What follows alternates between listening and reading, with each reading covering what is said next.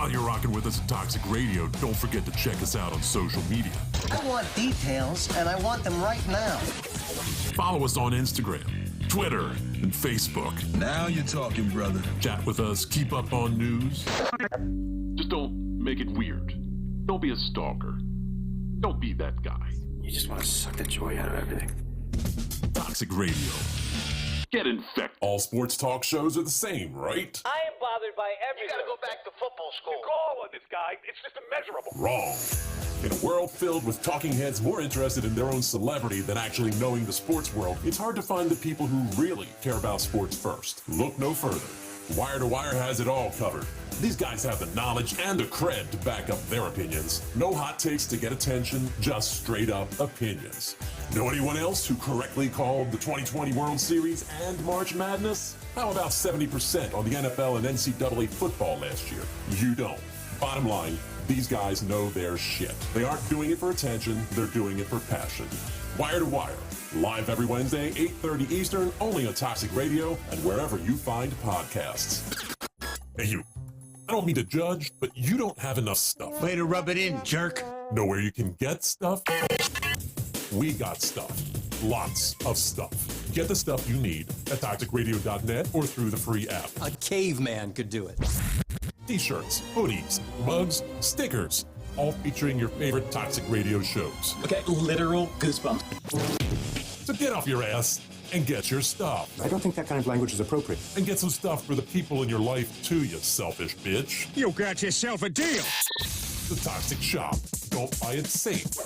Buy it toxic.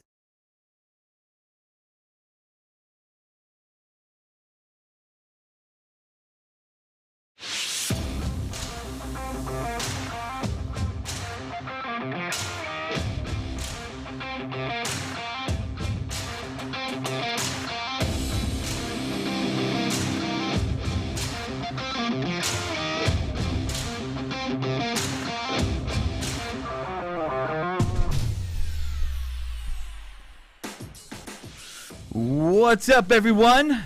It is the Godfrey, the Godfrey, and my man next to me. Tell him, Gene.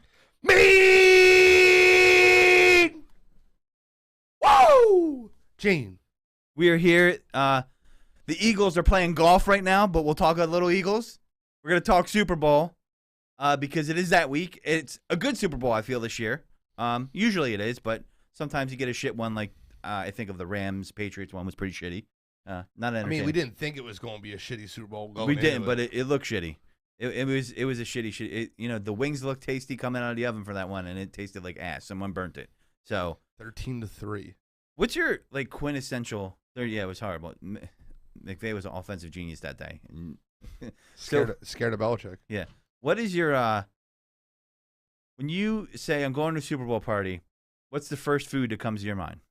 Wings. Wings. Has to be wings, right? What are we talking about? Wings and pizza. Wings and pizza. It has to be. It's a staple.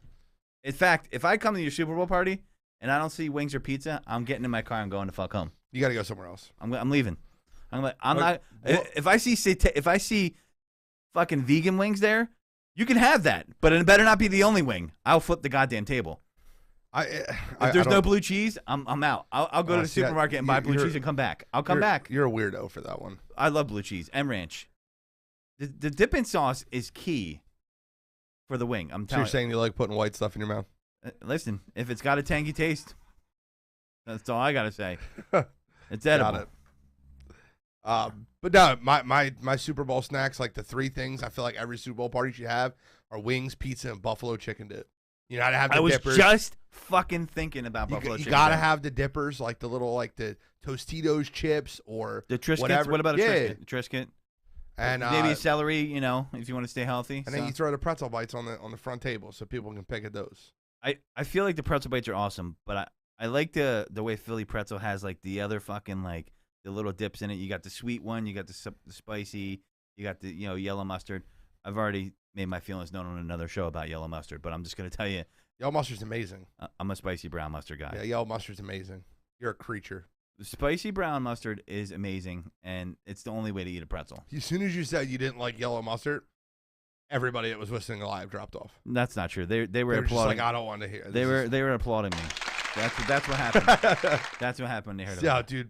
dude. Jamie with the comment of the night. Smoked barbecue ribs. Let's go. Yeah, ribs. Yeah, underrated. I mean, they're not underrated, but definitely forgotten on Super Bowl Sunday. But I'm with the ribs. However, though, I've had smoked wings and I can't do it. It tastes like I'm eating ashy wings. Like there's ash I on love it. ashy wings. Yeah, I'm not a smoked wing Ashy guy. everything. Smoked everything. If you could smoke salmon, I want it. You smoke ribs, I want it. You smoke wings, I want it. Smoke anything you can smoke. I feel like you could use too much smoke though. It could taste like you're biting into the fucking grill. Like there's a level of smoke that has to. I would used. bite into the grill if I could. Oh, well, you love the smoke. I'm not. I do. I'm not. I got all the smoke here. Nice. Smoked barbecue ribs is the way to go. But we got the Super Bowl coming up. We're gonna talk to you about Eagles snubs and futures for the Hall of Fame, and honor of Dick Vermeil going in, who helped pull the Eagles out of the doldrums of shit that they were when he came in. I suggest if you don't know who that is and you're a beginner's Eagles fan or someone who's new to the sport, like we got a group listening from the UK, watch Invincible. Okay, kind of gives you a backstory to it. And of course, as Eagle fans, we're going to give a higher notch to Invincible than most. Did you see the Kurt Warner movie, by the way? I didn't yet. I want to see it, man. I want some Vermeil wines. Yeah, and Vermeil's in that one, right? I don't know. Yeah, he was the coach when he was on the Rams. Yes. So Vermeil lines. Vermeil Wines. Oh, he has that's a wine company. Okay, yeah, that's right. Yeah, It's he's a good wine company too. Have you tasted it? I have. I have not. I got to try it out. I've had the Francis Ford Coppola one, not sports related, but that's a celebrity. Pretty good one. I'm gonna find that out. I'll seek it out just to say I tasted it. But Super Bowl coming up. Vermeil gave the Eagles their first Super Bowl berth. And this is a good Super Bowl. But Joe Burrow, the Cincinnati Bengals. Shiesty Joe. And we'll give you some picks, some things like that. Did you see in Detroit they have T-shirts, the Detroit Rams? Detroit Rams. That's when you know you're in a bad place. With a number 9 and staff, basically like Stafford, essentially. I feel bad for the Lions fans. I feel, it reminds me of and they're living vicariously through Matt Stafford. It reminds me, and this is a very obscure hockey reference, when the Colorado Avalanche won the Stanley Cup, and then the Quebec Nordique fans were in the street yeah, and I'm like, oh, that sucks. Your team slided out on you. How about when the LA Kings won the Cup and the Flyers fans were like, Richardson Carter? Yeah, no, I will not. I refuse to co-sign that. If I was a Detroit Lions fan, I'd be like, no, thank you, Stafford. You're doing great, but I'm not celebrating. Selling shirts. Crazy. They have a whole logo and everything. The Detroit Rams. That's, man. Mike could throw it up on the screen. I'm going to make him Google it. I care too much. If I was an owner, I would be angry about that. If I was the Lions owner, I'd be like, we got to do something here. This is bullshit. No, it's the guy in Detroit making money off of it. I'm happy for him. No, not that guy. I'm talking about that our franchise, has to get combined with another one for the fans to feel proud of it, and he left. That's what I'm saying. Make money off of it. Fucking cash in. I didn't see that. That's amazing. So I'm guessing it's he's finding it's a Rams logo. I'm envisioning with Detroit with the Lions Ram. colors. Yeah, with basically with the Ram horns. That's funny, man. That's it's a mythical creature. So who do you have in this Super Bowl? It's a tough one to pick. I have the Bengals. I like the line -4. If from a betting angle, what I like to do is I'll take the points because I think -4 says the Bengals may lose, but they'll cover. And not -4, +4 the Bengals are. My apologies. And +164, I bet the money line. So if they win, yeah, you double dip. I get it. Yeah, we'll sprinkle the money line. Essentially, for a gambler's perspective, you would throw 2 units on the spread, 1 unit on the money line. Gotcha. What would be considered a G unit? Gene unit? A G unit. Or a Gene unit. I guess we can make that's a new thing. Gene's unit is $100. Okay. So when I say a 5-unit play, that means I'm throwing $500 on it. Okay. Unit, for anybody that's a gambling fanatic at home, it's 100% of your bankroll. So 1 unit is 1% of your bankroll. Okay. So you never want to bet more than 5% of your bankroll in any game, because then instead of it becoming fun, it becomes stressful. Yeah, it would end up hurting people. You just don't be putting your rent out there. Only bet what you could afford. You know what I mean? Correct. Some people. But if I was betting on this game, I have the Rams. I like the Rams, and I have the -4. I think that they're going to cover the 4. I think they'll win the game by 7. It's funny because I love Joe Burrow, big Joe Burrow fan. I would not be upset to lose my bet on this game because Joe Shiesty, Joe Cool, Joe Burr, whatever nickname you want to give him, he's awesome. And like watching what they're doing in Cincinnati is just awesome. But with that being said, like as a logical football fan, breaking down the game, it's impossible for me not to look at the huge matchup disadvantages for Cincinnati in that game. The first one, the Bengals offensive line versus Aaron Donald and Von Miller. Bengals offensive line ranked 27th in the NFL. No team that had an offensive line ranked below 20th has ever won a Super Bowl. You want to hear a weird stat about that? No. So Joe Burrow, I'm kidding. Good. when he gets sacked, like, or he's getting pressured, he throws more interceptions when he tries to avoid the sacks. If he takes the sack, if he takes it, no interceptions. You know what I mean? Like, well, I'm talking about, like, he's not throwing the ball away, like, when he's running, he's going back 10 yards this way. Shit, like, that was the most John Madden response of all time. If he takes the sack, he doesn't throw an interception. yeah, but I'm not talking about where, like, they tackle him down. I'm talking about, like, where he's not trying to extend the play unnecessarily. And Okay, so if he doesn't scramble. yeah, but it could be something where, You're he saying should he take the throws sack. more interceptions when he scrambles. Yeah, Okay, that's fair. yeah. You just misworded it. You said when he takes the sack, he doesn't throw interceptions. Like, that's physically impossible. Like, when you're taking a sack, throwing a pick. But it's just funny the way you said it. Yeah, well, listen. But let me get back to my breakdown. I'm almost done. All right. But I have Aaron Donald and Von Miller breaking down the 27th ranked Cincinnati Bengals offensive line, which to me is just Joe Burrow was sacked 9 times versus the Titans. He was on the move a ton versus the Chiefs. And I think that this is the best defensive line he's going to see this entire playoffs. So being able to have those guys rush the quarterback is a no-brainer for me for the Rams. Second, the Bengals rely very heavily on their rookie star wide receiver, Jamar Chase. They do. The number 1 man-to-man cornerback in the league for the last 5 years is a guy by the name of Jalen Ramsey. And Jalen Ramsey has been yelling at Raheem Morris all week. Raheem Morris is the DC for the Rams. I want man-to-man coverage with Jamar Chase. They let him go all over the field, pretty much, like Jalen Ramsey to his You got to discretion, understand, right? the Rams run about 50 to 60% zone. Got you. Raheem Morris plays like a shell zone, Mhm. and then on third down, he normally plays man coverage. Third down short. Third down and long, they won't play man, but the point being is they only run man about 40% of the time. Ramsey wants about 60% of the snaps, all with Jamar Chase. Okay. So I would like to see that. as would I. I would love to see that matchup. So the matchups to me are just they're very one-sided towards the Rams. So the football fan in me just says logically the Rams should win the game. But the football fan, you probably logically said the Chiefs should win the game too when they were in the AFC Championship, right? Yes, but to be fair about that game is that the matchups weren't as one-sided as they are in this one. Like the strengths of the Rams, the strength of the Rams team is the weakness of the Bengals.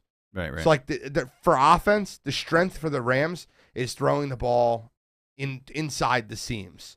Cooper Kupp is your possession receiver. Higbee gets involved. Like the strength of the Rams is to be able to move the ball in the middle of the field. Higbee has been put on injury reserve as of today, actually. Yeah, I knew he was Understood, but I feel bad for him too, man. But That Cooper sucks. Kupp is the best slot receiver you might ever see, ever. So being able to have a slot receiver like that's fidgety in the middle of the field versus a soft zone defense that the Bengals play, it screams to me 7, 8, 9 yards a pop for Cooper Kupp. Yeah. He might have 14 receptions in this game. Did Cooper Kupp get gypped by not getting the MVP? No, not at all. Yeah, some people are saying it's a quarterback only award. It's a quarterback award a lot of times. I don't want to say only, but What's the definition of the award? most valuable player. There's never going to be a more valuable player on your team than a quarterback. True. Really Never. Really tough to argue that. Now, I think the NFL should come out with best player or Mhm. most outstanding player, which they do. He did win but the they don't do offensive on player of awards. the year. He did win that. Correct, and that's what he should have won. Yeah. Because statistically, he was the offensive player of the year. Jonathan Taylor would have been second. But the most valuable player on the team is the quarterback, no matter what. No matter what the situation is, the quarterback should almost always win MVP. Yeah, I'm going for the Bengals here. The analyst in me says Rams, but the Bengals have been pulling shit off all year pretty much in certain ways, and I just feel like Joe Burrow has that it where he can be that guy where he's like, I'm gonna do it. Fuck you. I just feel like he, all the way back to college, right? Like, and I just feel like he has that personality trait, and that's that intangible that could win you the game. It could lose you the game. But I mean, I thought they were dead to rights in the AFC Championship game when they were down 21-3. Andy Reid should have definitely kicked that field goal. I read that he roasted the team, and they weren't the same at coming out of halftime. Like Andy Reid roasted them at halftime, and they weren't the same. They played flat. But Joe Burrow made the plays, and I'm like, these guys are hanging in there. They weren't, I thought they were done. They weren't playing like, well, it's over. They never thought it was over. You could just tell by the way they went on the field. And I mean, it's hard to count a guy like that out. I'm gonna go with the Bengals. To be fair, and I don't mean to say this in a smart-ass way, but I think a lot of people forget that the Bengals were 10-7. They weren't a horrible team. They weren't a great team either. No. And I think what they lost a lot of games they should have won this year. A lot of games, very winnable games. A lot of games they shouldn't have lost, including one at the Broncos, the lowly Broncos. Yeah. But I think that the thing that a lot of people are forgetting is they kind of got lucky in that Raiders game with that, Whistlegate. Mm-hmm. And they stopped the Raiders at the 4-yard line to end the game. Then they had a walk-off field goal after they caught Tennessee by surprise. Tennessee marched all the way back in that game. And then they needed a Casey collapse to come back and beat the Chiefs. Like, yeah, they need a little. Funny story. Summer Catch. You ever seen the movie? Ryan Dunn, pitcher. It's a baseball movie. Isn't that chicken out Jessica Alba or Biel? Jessica Biel. Yeah. I've seen bits pieces. One of the lines in that movie I love using is "Luck don't last forever, long boy," and luck don't last forever, and I don't think it'll last through the 2 weeks of preparation. I think the Rams will just be the better football team. I think they have the better head coach. They do. I think they have the more experienced quarterback. I think they have the better defense. I think they have they're definitely better. But they have they're the only team in the league that can have comparable receivers as the Bengals do. I feel like that the Rams are the better football team. So on that same notion that you're going, right, I'm going to say this. I do feel like the Rams need a little bit of help. And I'm not saying that they're not a better team, but they won the game fair and square. Jaquiski Tart, he catches that ball. It's a whole different conversation, I believe. Correct. The game's over. Or if Kyle Shannon goes for it on fourth and they get it, assuming they get it, they might have not when they were going fourth. We talked about this at length on my show. Yeah. I agree with you 100%. I think that one of the things that you got to look at with the Rams is the Niners are in their division. So it's a different style of game. McVay has never beaten Shanahan. Yeah. Shanahan has his number. Picked a great time to have it be pulled off, though. Correct. That was the first time ever. So now Zach Taylor is not Kyle Shanahan, though. Yeah. I always want to call him Press Taylor. They're related, but they're not. New offensive coordinator for the Jaguars, by the way. That's going to be interesting. But it's pretty funny, actually. Yeah. He had the opportunity to hire Jim Schwartz, but not going to. That tells you anything. That's weird. I mean, so here's the thing, and I think I've heard you say this before about McVay and Shanahan. I've heard a lot of people say it. Here's the factor that I could figure in. First of all, I'm rooting for the Bengals for this sole reason, so I can have a deep interest in the game. I like to see teams win that have never won before. I want to see Bengals fans celebrate like the Eagles did. I want to see Cincinnati fucking burn with a celebration. It's fair. I want to see horse poop getting eaten on the streets. I wouldn't mind the Bengals winning the game. No, I figure that. But you're right, though. If you're looking at it from an analyst standpoint, you got to go with the Rams. But I would say this. McVay has a penchant to sometimes overthink it. Choke. Say it the right way. He chokes. Yeah, and that intangible could come into play. I mean, if they come out playing scared, and I don't think they should, and let them hang around, Evan McPherson, what's his nickname? might put one through. Baby Tucker. Yeah, Baby Tucker might put one through on you. Don't play him. Don't. I'll tell you right now. If the Bengals have the opportunity to tie or go take the lead, and that kid's kicking a field goal, and you're anywhere near the 40-yard line, it's 57 or below. Mm-hmm. He's going to kick it. Let me give you another wrinkle that I heard reported today that makes me think Rams like to overthink things. Taylor Rapp, I think, is a really good safety. Would you agree? I'm not saying he's top. I don't know where you put him in the rankings, but I think you say really good. I'm not saying he's like top 5, but is he better than Eric Weddle at this point in his career? Yes.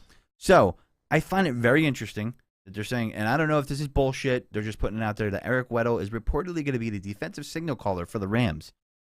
That's being well, signal caller doesn't necessarily mean like he'll start and he can be their signal caller, but they're using that because Eric Weddle is one of the smartest players in football ever. I get he's smart, but he's only been with the team 3-4 weeks, right? I mean, It doesn't matter to read an offense. It's a signal caller. he is Doesn't- 37. For some reason, I think he's younger than that. No, Eric Weddle's old as shit. He Yeah. retired. They got him out of retirement. Yeah, he was like, "Why are you guys calling me? Is it that bad?" I think that was his actual words. Yeah, C.J. Usman-Zama might play. He's trying to see if he could play. They're saying he's on track, but I'm going to tell you who I think, because we pretty much broke down a game. I'm not interrupting you. You broke down what you thought was going to happen. I think it's a close game. I think we're going to get a good Super Bowl. I'm rooting for the Bengals to win. I think they can cover. Doesn't mean they'll win because they're getting 4 points, but I like this game a lot. I think the better coach is definitely Sean McVay. 100% agree with you. Better defense, definitely. Von Miller has proven to be a very shrewd pickup for them. And Aaron Donald is, he could be a game wrecker. So, Joe Burrow is pretty good against the blitz. So we'll see how he deals. But, as you said, if you're playing zone. The Rams don't blitz much. That's what I was going to say. If you're playing zone that much, you're not blitzing that much, right? So They get pressure for their front four. Yeah, they do. And don't forget about Floyd. Leonard Floyd's a beast. Yeah, and for him to be your third best pass rusher, and if he's not getting to you, he's got to be in the pass lane trying to bat down that pass, right? So Darrell Henderson being activated, I don't think that's really anything. You got Cam Akers or Sony Michel, and Cam Akers is playing strong. Amazing how quickly he's come back from that type of injury in the same season. I'm blown away by it. But I want to talk about some bets, right? Like, I know you like to bet. I have a prop bet a couple that I'm high on, and one that I'm not afraid to lock this one in. And it's matchup based. I think Tyler Boyd can easily get over 38 yards receiving. I completely agree with you. And I'm locking that in. I'm giving you guys a guarantee, and if I'm wrong, you call me out on it. I don't give many of those out on here, but I feel comfortable. It's actually 38 yards, I believe, is the prop bet. It could be 39.5. I'm sorry, and it's minus 110. I have no problem taking that. I could see him going across the middle, getting 20 yards on, a slant route. And if you saw the way they were using him in games they played, and especially C.J. Uzomah's out. If Uzomah is out, it's the biggest lock you're going to look at the Super Yeah. Bowl. The problem is if Uzomah does play in games where Uzomah plays, Tyler Boyd is the fourth option. Yeah, but if Uzomah plays, though, I know he wants to play because it's a Super Bowl. He's giving it his all, and I admire that. I feel bad for guys like Higbee and guys like that, you finally fucking get there and you're hurt in the game. It's the Chad Lewis injury. Remember Chad Lewis got hurt? So, I would say to you, you're 100% right. I also like this, too, over 3.5 receptions. For Boyd, I agree. Yep. So, the ones I gave out, and I'll give it out here, too, the ones I felt most confident in, Cam Akers over 14.5 receiving yards. I think that's a no doubt about it, especially the way the Bengals play defense. I love Odell Beckham Jr.'s over 60.5 for receiving yards. He's went over in his last 5 games. And this has hit the last 6 playoff games. Ready? The game will be tied after 0-0. That's at minus 110. The game will be tied after 0-0. All right. You mean so 3-3, 7-7, 10-10, but it's tied one time after 0-0, you win. Okay. I got another one I like, and I'm going to tell you what everybody else is going to be on. Everybody's going to be on the anytime touchdown for Cooper Kupp, but you're getting bad money on that. It's like minus 175, something like that. Yep. I like plus 140 Odell Beckham anytime TD. I don't disagree with you. So, trying to give you guys some little extra ones. You see your boy Champagne Poppy, Drake, Champagne threw Poppy. over $1 million of bets all on Odell Beckham Jr. How about Mattress Mac from Houston? Throw a bet $5 million on the Bengals. Large. $5 million. How much is that? How many fucking mattresses is that guy selling? Bro, he sells a lot of them. He hit on the Astros that one year, right? He hits a lot of bets, though. He's not like he hits a lot of bets. I often wonder, and hold on, oh, shit, I wanted to give you guys that. That's for the bets we just gave you. Cha-ching.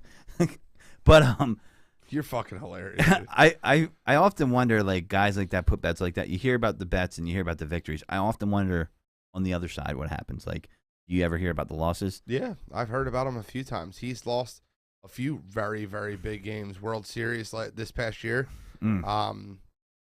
Yeah. Match or smack, man. Guys, better check your 401k at the company. No, just he must have multiple stores. He must have multiple He's stores. fine. Yeah. Ennis is locked up with him a lot. That's a large. I can't listen to him anymore. I used to love him, and Yeah, I'm having the same problem.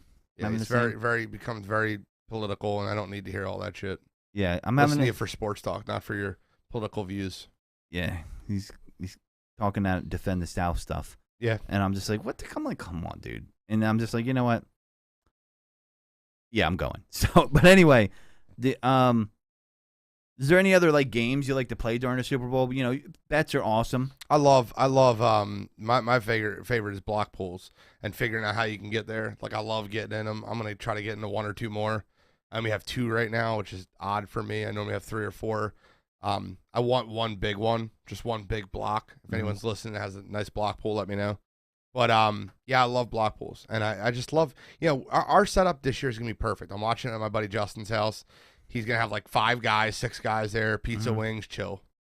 Yeah, man, that is the perfect way. I mean, the house party is the best party. Yeah, for I can't stand the when there's like 25 people there and like half of them don't watch football, and then there's the people that like are yelling over the game constantly because they don't care about the game, and then there's the ones that like just want to watch the commercials. Like, yeah, and it's a traffic jam going to the snacks during the commercials because you're going to the snacks and they're going to they're coming from the snacks back to the fucking couch because they're going to watch the commercials.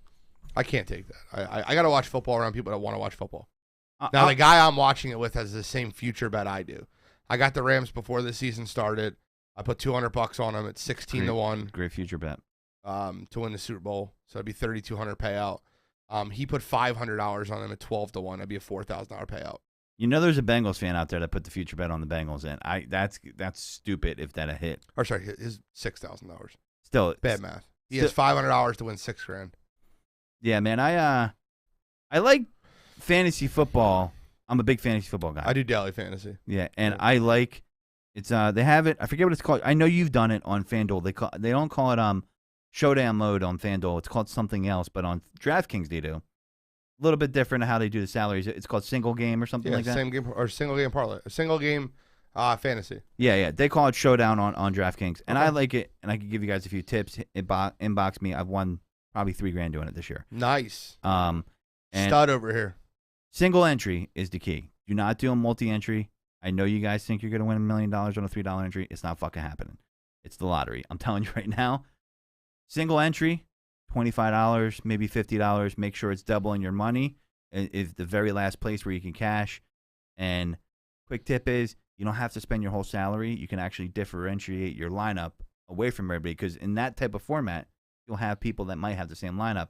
If you spend like $1,000 less, if it's a $50,000 salary, for example. But a guy I would look at in there is Tyler Boyd, or the backup tight end, be real cheap for the Bengals if Uzma doesn't play. Uzama, yeah. Kendall Hinton is his name. What's his name? No, that's not Kendall Hinton. I don't know. Their backup tight end.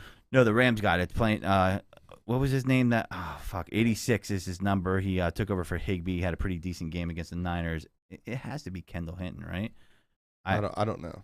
Yeah, so you don't know that? I'm surprised, man. I don't know the backup tight ends for either team. I apologize. Yeah, I don't know it either. But I'll let you know. Anyway, that being said, I like the daily fantasy, so get up on that. That's another way to do it. I would say, and I have this opinion. You tell me if you agree. I don't. I think it's fucking stupid to bet on the Gatorade or the fucking coin toss. I've won. So first of all, how did you win that? That's pure luck, by the way. Yeah, 100%. Well, I have a logic behind everything I do. Okay. I picked a team I think that's going to win. I try to see what type of Gatorade that they're going to have on the sideline. Are you researching film? Like, all right, I see him sipping on the orange Gatorade on I week watch 15. it. No. But this year, I went with a crazy one. It's 9.5-1. I went with red. Okay. Because I think the Rams are going to win. And I think they're going to pour red Gatorade on Sean McVay's red hair. Okay. So the thing about those bets, I feel like they could be fucked with, right? I mean, you're doing it to have fun. You're not betting your house. Bro, I'll tell you one bet I bet on every year is the over-under in the national anthem. Okay. Quickie Mickey Guyton singing it this year.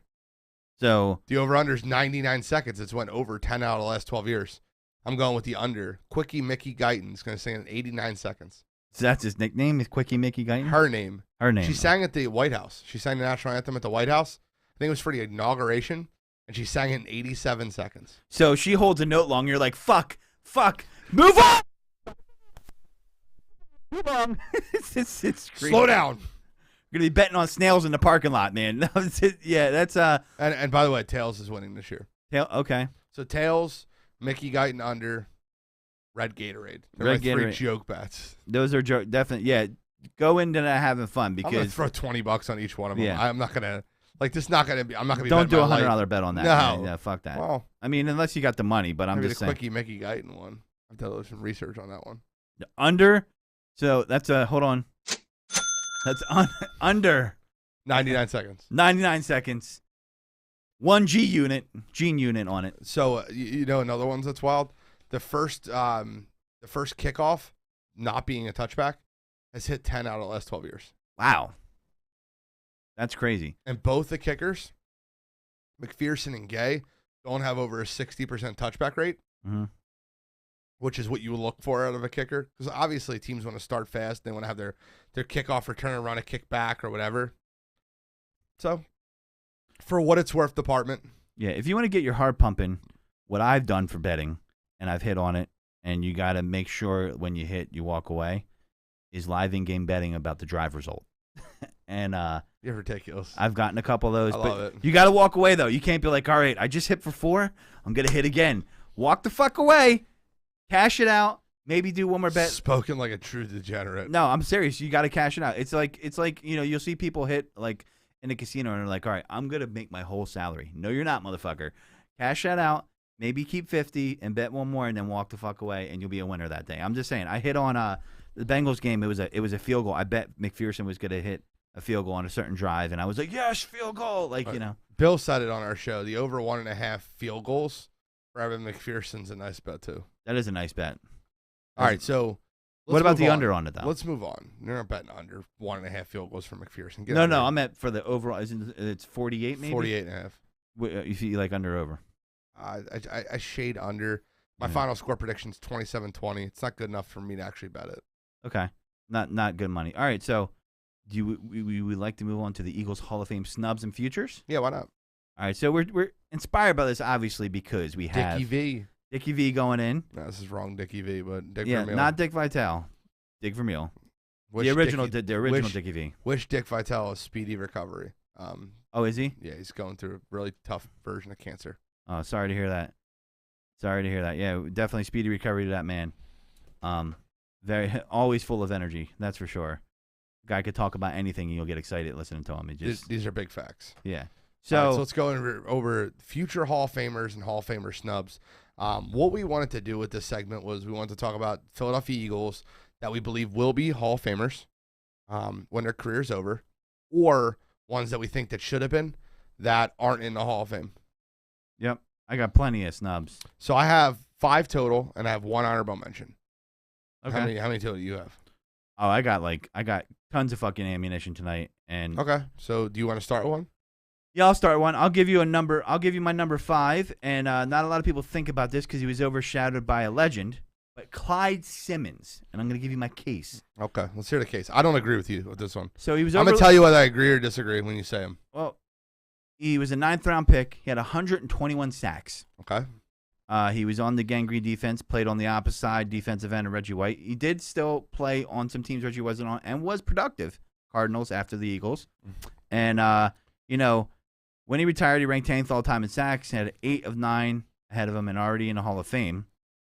That's a very good case right there. Yeah, Good. and those who believe Simmons' production was part of a double team White was getting, he added 44.5 sacks after leaving the Eagles. So, Okay.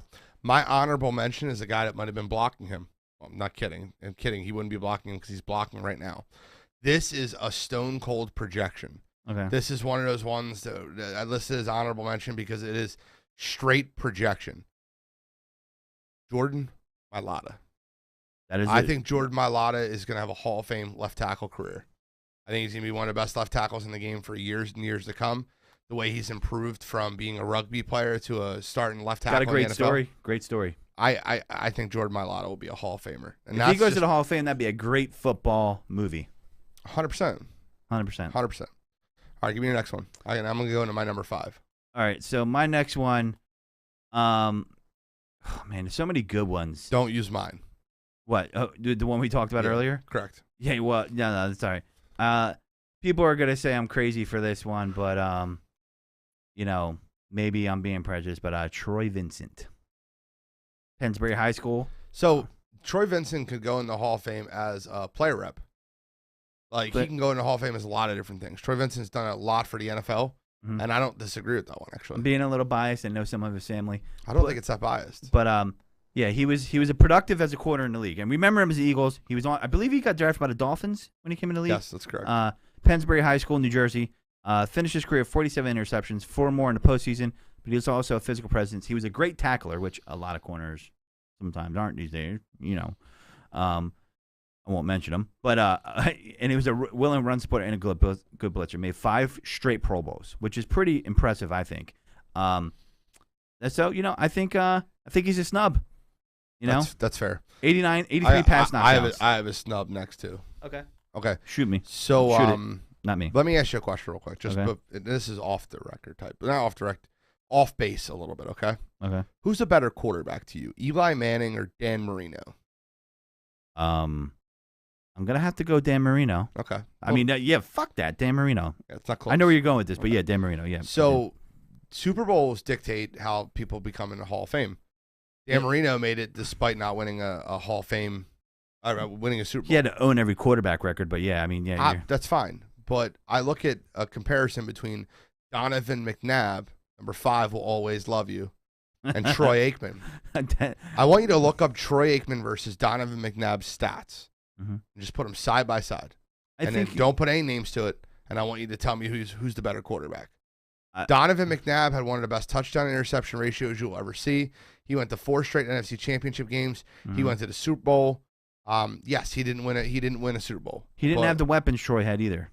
No, not at all. Didn't have the offensive line Troy had. Didn't have the running back Troy had. Didn't have the wide receivers Troy had. But can you imagine if he had a TO type for like 4 or 5 years? Donovan McNabb, as much as I can't stand him as an announcer or an analyst, I can't stand him. Donovan McNabb should be in the Hall of Fame. Number 5 will always love you.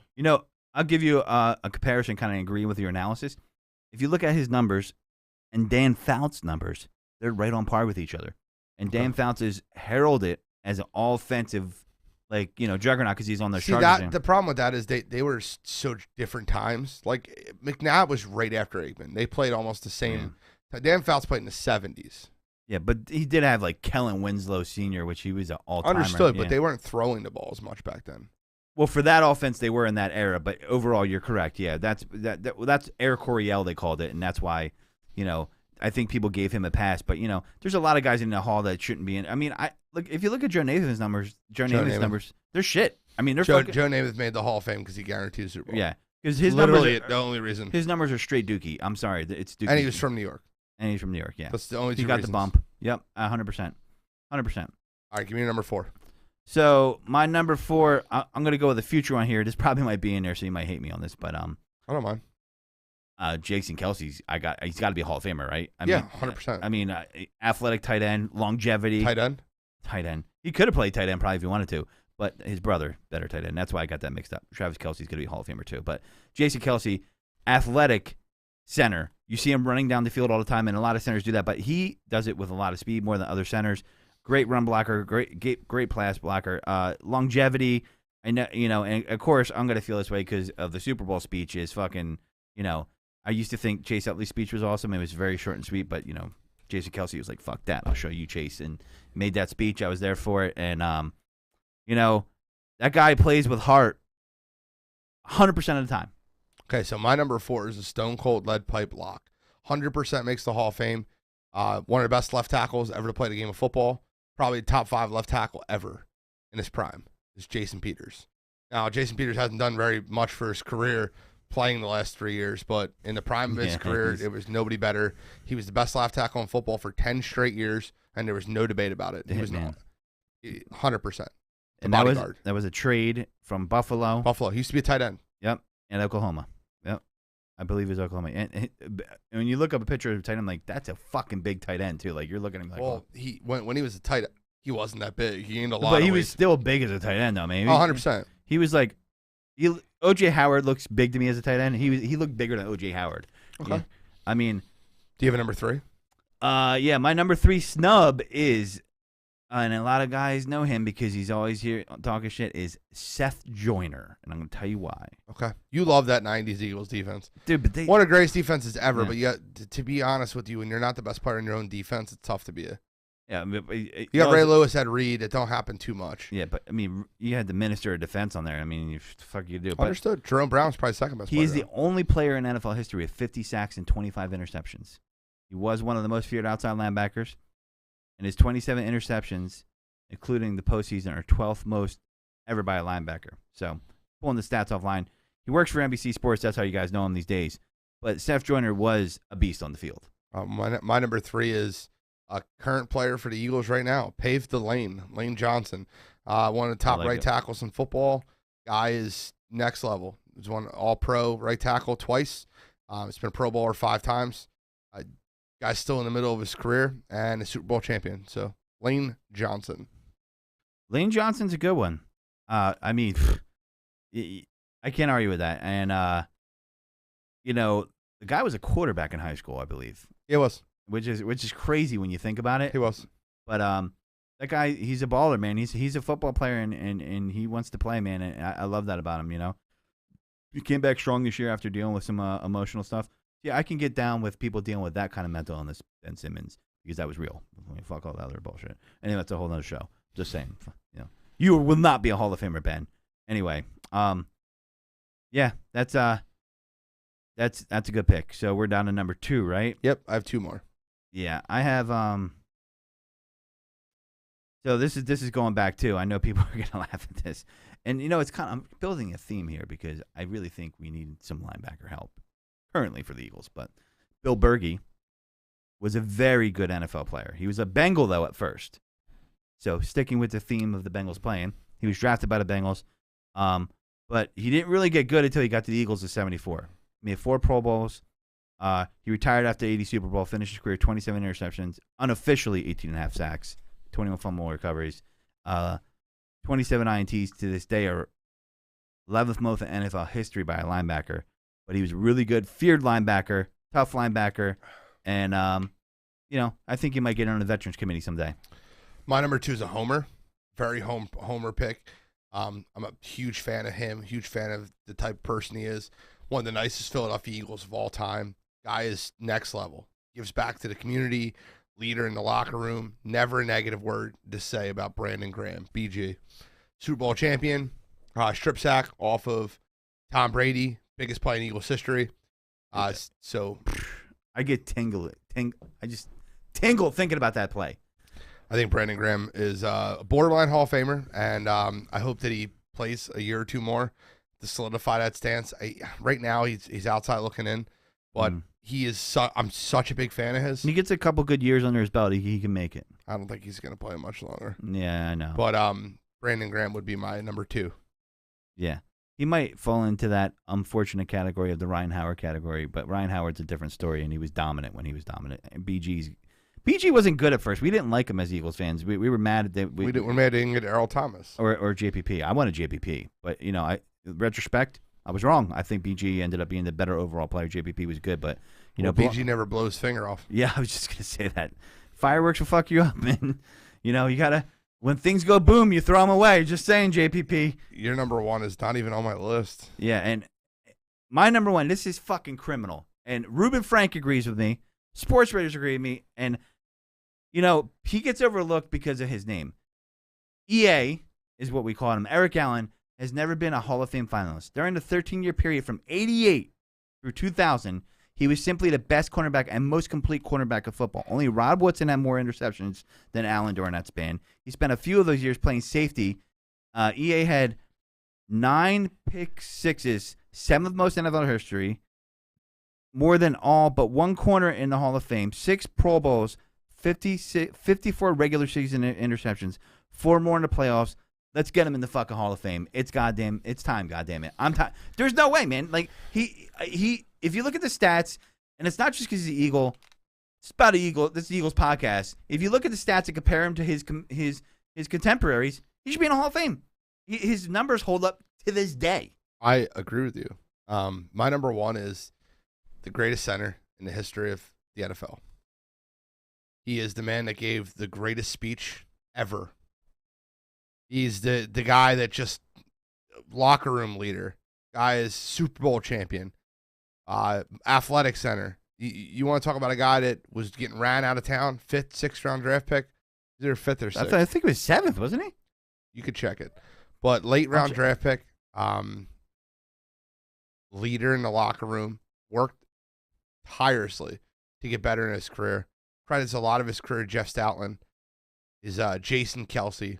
One of my favorite Philadelphia Eagles ever. And, you want to talk about an undersized center that just worked hard and got better every single game he played. Jason Kelce is amazing. 5-time Pro Bowler, 4 first team All-Pro. And he was including this year. Yeah, round 6, pick 191, yep, 2011. Round 6. I said 5th or 6th. Also built for tough offensive line of the year 2017. All Big East 2009 and 2010 for Cincinnati. He did go to Cincinnati, right? Yep. His brother went to Cincinnati too. Yep. I like him because he puts his emotion out there, and Philly fans really connect with players like that. And he tells you how he's feeling. He wears his emotion on his sleeve, and we love that about players. And the story he tells about how his brother got drafted by Andy Reid, it's amazing. I don't know if you ever saw it. He's like, is your brother gonna be fuck? Andy Reid basically said, your brother gonna fuck up? He's like, no, sorry, I don't think he will. And this is when obviously Andy's in the Chiefs, right? God, imagine if we got Kelce here. I mean, Travis Kelce too, but he said no. That's his brother, and he was getting emotional about it, talking about it. Talking about his family and all that. And I love the whole package this guy brings to the table as a football player. I think he exemplifies what an Eagles football player should be. I agree 100% with you. Jason Kelce, you can't go wrong with that pick. You can't. Absolutely not. Yeah, I mean, I love that guy. Von Miller taking home that MVP, huh? Could happen. He has done it once. 39 to 1 odds. Done it once. I feel like the MVP thing is mostly a quarterback award in the Super Bowl. But when it's not, it's a defensive player. Don't waste your money putting it on a wide receiver or running back. Well, running back's not terrible. Tell that who bet Deion Branch, and that fucking wasn't me, by the way. But I want to know what the odds were on that one that year. But I will tell you this about that. Now, he did win the MVP that year, but you have to put it in perspective. Peyton Manning wasn't really having his best statistical quarterback year. He was managing the game very effectively and had a good defense. Hold on. You talking about Tom Brady? No, I'm talking about Peyton Manning when Von Miller won it, and when Von Miller won it, and it was on the team. He wasn't having his best statistical year. I thought you were talking about Deion Branch. I'm like, no. You're not going to mess Deion Branch up with Peyton Manning. But I got no.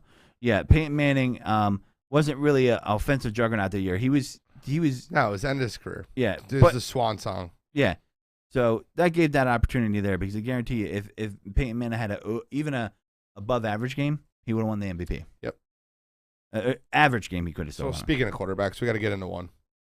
Russell Wilson? Yep. So, yeah, the rumor, this is from Bleeding Green Nation. Eagles News. NFL Insider connects Russell Wilson, I don't know if this is the one you heard too, to Philadelphia. They're saying he's the odds-on favorite to land at Philadelphia. Some people say they don't want him. I think you're smoking crack. It depends what you have to give up for him. I don't mean to say this. If you were like a quarterback away from being a Super Bowl team, I would say to do this in a heartbeat. If you're giving Seattle a first, a second, and a third, okay. The asking price for him has been like 3 number ones. You think anybody's going to pay that though? I don't. The Giants maybe. Because he elevates your receivers though immediately. I think it was Ryan Clark that said this recently. They said that Russell Wilson's not special. He's good. He's not like great. I mean, look, we talk about the intangibles a lot in Philadelphia, right? And Jalen Hurts has that, but he's lacking the other parts, right? And I feel like something. This is totally anecdotal, and I know you watched the Manning stream, right? What? Yes. Yeah, What- yes. I'll let you finish your point. Sorry. I think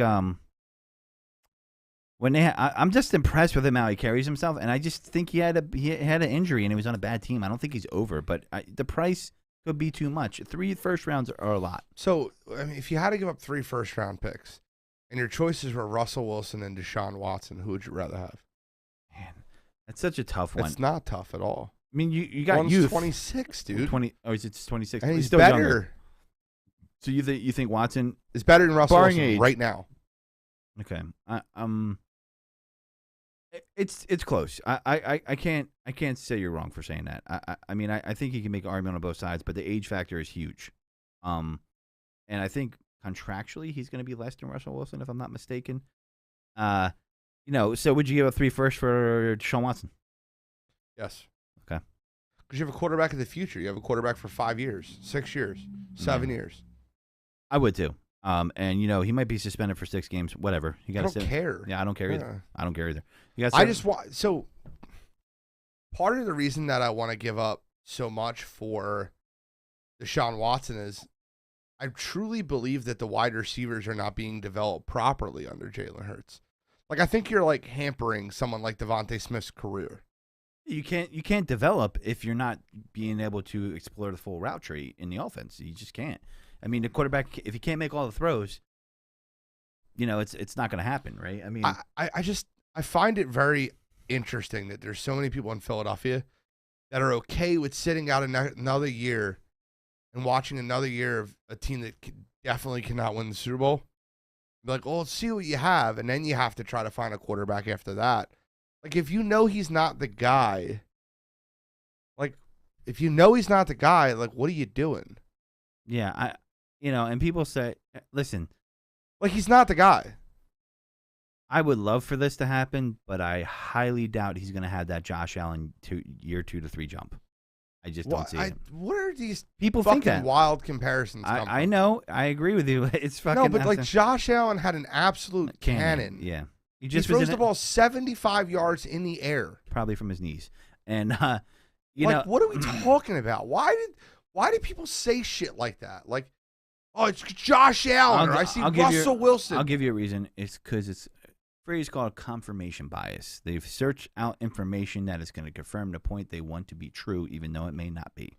I mean, that's fair. I don't know what you watch in Jalen Hurts to think he could ever be Josh Allen. Yeah. No. Like what? What did you see? Yeah. I watch more Eagles football than I promise you. Anybody listening to the show, anybody that's listening to the podcast, I watch more Eagles football than you. I'm sorry. I watched the game 3 times, front to back. I DVR'd. I recorded. I watched the NFL Network replay of it, where every play goes without any breaks. It just snap, snap, snap, snap. Are you falling asleep with like your hand in a Cheetos bag, like watching it so much you just Yeah, like I watch a lot of Eagles football, and I probably watch more Eagles football than some of the guys that play on the team. That shouldn't be, but that's probably the case. But my point being is, like, what are you watching that I don't see? You Like, know, I like Jalen Hurts. Like, Jalen Hurts is a human being. He's a 10. oh yeah, I do too. Like, but he's not an NFL, like, Taysom Hill is his comparison. That's fair comparison, and that's an accurate comparison. And Lamar Jackson is a lazy comparison That is so lazy. because Lamar Jackson has a cannon. and he's an elite runner, and Elite runner. And Jalen's not an elite runner. He's not. He's a good runner, but he ain't elite. So frustrating listening to people talk football. Yeah, When they and just they'll argue to death and be wrong and have no problem with it. it's because a lot of people are highlight mavens and they're keyboard and sports talk radio warriors, and you get the story from people that are telling it secondhand instead of watching it yourself, and that's the difference between a fan and an analyst. Right? I got news for you. If you are listening to Eagles analysts, you're probably getting a spew that creates a controversial topic for clickbaits. 100%. That's why my man's Ray Dininger, because he's not a clickbaity guy. R. Diddy's the man, bro. Yeah, that's why I stick to Ray Dininger, because he gives you an honest analysis. You know, I know. Hall of Fame sports writer. Just by the way. We're not getting into the draft right now, but do you know who Ray Didinger's favorite prospect is in this draft? I would love to know that, because I'll be listening to it tomorrow to hear him hopefully talk about that. Nakobe Dean. All right, so is that He's a Georgia? linebacker from Georgia. I think I heard him talk about that 2 weeks ago. Now that you bring it up, The guy he's a leader. do we have a shot? The Eagles have a shot? Yeah, he'll be there at 15. Oh God, please! Will the gods of 1979 smile on the Eagles and let them drive it and draft a linebacker? Because I got to tell you what, they were saying this on the radio the other day. They draft a first-round linebacker. Fucking jersey sold out right away. People are gonna be like, we have a linebacker. It's sold out. They're gonna buy it. Yeah. They don't even have to see him play down. They're just gonna buy it because he's a first-round linebacker. Yeah. So when Ray Diddy, like Weekends are made for Glenn and Ray. I grew up on that, and he's watching the Super Bowl, and he has a rule. I don't know if you heard him talk about this or not. He watches the Super Bowl alone, and he notes everything out on a yellow pad. Also, the dude doesn't have a cell phone. He's one of those guys, like still, and he won't watch the Super Bowl. People, that's his rule. He watches it alone so he can analyze the game and write notes. Yeah, he has notes on every single Super Bowl it's ever. That's what it takes to be a Hall of Fame sports writer, because that is what he is. And I love. You know, his son is a photographer for NFL. He'll be the one, like being one of the video cameras. Yeah. I grew up listening to like Glenn Mack now. Wow, that was like such an ignorant explanation of a videographer ever. I'm like, it's photographer. Like, that's photographer. He'll be a cameraman in the Super Bowl, guys. I'm sorry. That's amazing, though. That was just such an ignorant response from me. Well, listen, it's funny you bring up Jalen Hurts, because I wanted to get your take on this. Okay. And I feel like, and I'm going to make this statement here, follow me on here. I feel like if you took Jalen Hurts' intangibles and combined Kyler Murray with his raw talent, you have a great quarterback. Unfortunately, my take on Kyler Murray is he gets sometimes what I like to call the Jay Cutler face on the sideline. And I don't know what's going on. People are speculating. I have oddly enough, we're criticizing hot takes, but I have a hot take long-term for him. And, I mean, what do you think on that? I mean, it's interesting what's going on. You were giving me your take, and I thought you'd be a little bit opposite, but you weren't. So, Kyler Murray has been one of my favorite players since he came in the league. Mm-hmm. I think he is incredibly special, gifted. This year has really turned me off a lot to Kyler Murray. I felt the same way. I was huge I don't on him. like his coach, and I think that he's not put in the best position to win. But it was very obvious of him, body language towards his teammates. Yes. Showing them up. Yep. Yelling at A.J. Green, who's a veteran wide receiver who's forgot more about football than Kyler knows. Yeah. Mm-hmm. About a route. You need to come back for the ball after Kyler threw a bad interception. And him removing all his stuff from all his Cardinal stuff from his page. I Can we speculate why that is for a minute? Yeah, I think me and you agree why it is. I think he's going to go play baseball for the Oakland Athletics. First round pick. Don't forget about that. And the other thing is, here's some this is pure speculation on my part. I feel like it's the end of the season. They said the Cardinals owner was pissed. I think Cardinals owner talked to Cliff. I think you talked to Kyler, and he said that they were below expectations of where he expected the team to be, especially with the way they started out. And I don't think he took the criticism well. That's my opinion. And that's a very fair opinion. I think that the Cardinals needed to fire Cliff Kingsbury last season. They still kept him this year. I don't think he's a good head coach in football. I think that he's not doing a good job of developing one of those special talents. And if you've heard my Cliff Kingsbury criticisms before, I'll say them again. You want to talk about a guy that made a whole career out of drafting or out of recruiting Patrick Mahomes to Texas Tech. He was 8-5, 7-6. 7-6 with Patrick Mahomes at Texas Tech. The Chiefs, and then he got a head coaching job because of how talented Patrick Mahomes was, and had the first overall pick and got Kyler Murray. Crazy. So you think about like a guy that's made his whole career out of getting the right quarterback in front of him. Mm-hmm. He's not the offensive guru or genius people think he is. He stinks. So let's take the Wayback Machine. Let's say that, and this is just total speculation here. Okay. He had a better college coach, Patrick Mahomes. are the Chiefs able to sneak in and take him at 10, or is he the number 2 guy taken by the Bears? It depends. I think that Patrick Mahomes made a mistake. I mean, obviously he developed a ton, but I think he made a mistake going to Texas Tech to begin with. It's not a huge quarterback school. Mhm. I don't know, but I do know that when he was sitting there at 10, the Chiefs were salivating. Mhm. Like, we want this guy. Took him over to Deshaun Watson. Deshaun Watson went 11, I believe. Yeah. And Mitch Trubisky went before both of them. I can't believe no, he went. Washington went at 13. I can't believe he fell that fucking far. I remember that Yeah. year. I was like, Mitch really? Trubisky went 3 I was like, he fell that far. I was or 2. he was pissed. And you know what I liked about Deshaun Watson? He was pissed about that. He was playing with a chip on his shoulder that he went that far down. I can't. I wish the Eagles got that guy. He's so good. Listen, it could happen. You never know. You never know. So, yeah, that's my take on Kyler Murray. I'm the same way. I was huge on him as far as his fantasy football potential this year, right? And what I mean by that is, I was huge on him because I felt like his fantasy football potential was great. I felt like he was gonna have a great season, and he just timed out. But with that being said, let's do our counterfeit green and our sports quotes. Unless you got anything else to say on Kyler Murray. No. So my counterfeit green is something pertinent we've already been talking about.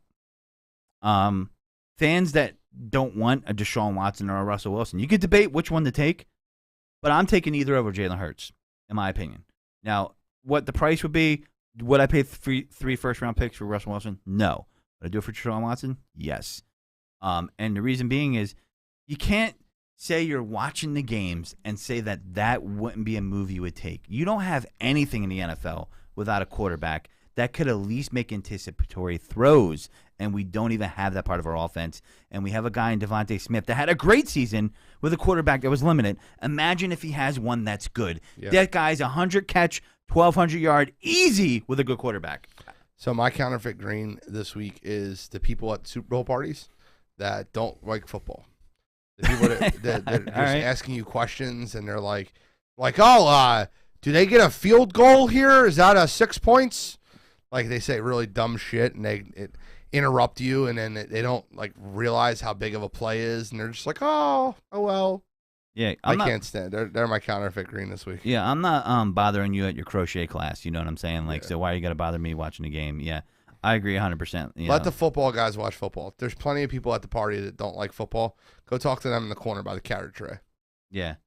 So I'll go with my sports quote. You got one? You got one? Yeah.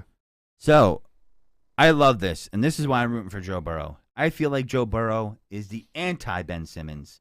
He's the anti-athlete these days, and I love this about him, and this is why this guy's going to be a fucking winner, right? And he was comeback player of the year. Don't have a workout and post it on Instagram the next day, and then go sit on your butt the next day, and everyone thinks you're working hard, but you're not, Burrow said. Work in silence. Don't worry about all that social media stuff.